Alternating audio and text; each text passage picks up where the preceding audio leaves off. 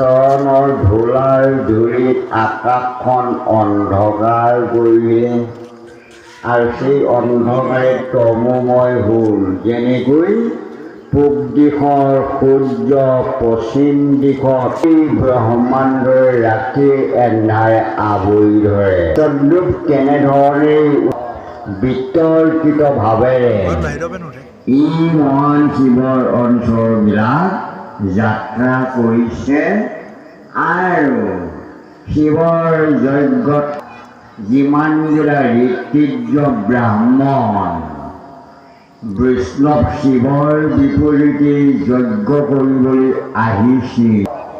দেৱকন্যা যিমানবিলাক ব্ৰাহ্মণী কন্যা আছিল, তেওঁলোকে এই গৰ্জনত জানিছে যে উত্তৰ দিশলৈ যিটো গৰ্জন আহিছে, আজি আমাৰ দক্ষৰ যজ্ঞত আমাৰ হ'ব।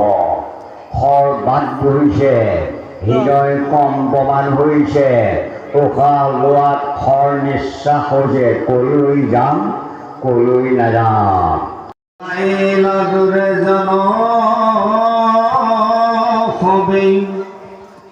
ভয়তে বাবৰ ওপৰত ৰজা হৈ নিজৰ অহংকাৰত মত্ত হৈ বৈষ্ণৱজনৰ দুখ আচৰণ কৰিলে। আমি এইবিলাক দুখ অদ্ভুত তত্ত্ব একোকালে সৃষ্টিৰ পূৰ্বতো হোৱা নাছিল আৰু ভৱিষ্যতেও নাছিল। আছিল কেতিয়া?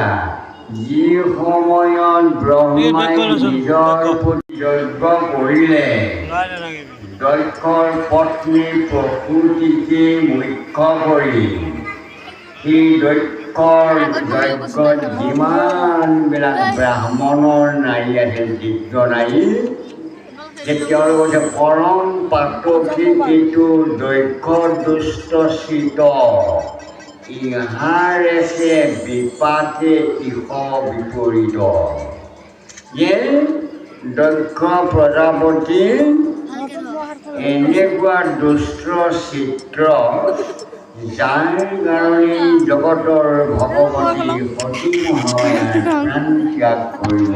হৃদয়ত পতিয়ে স্বামীৰ অপমানৰ এই দৃশ্য দেখা পাই তেওঁ আৰু প্ৰাণ ত্যাগ কৰিলে। গতিকে আজি এই ভূত পতি সংগৰ পঞ্চভৌতিক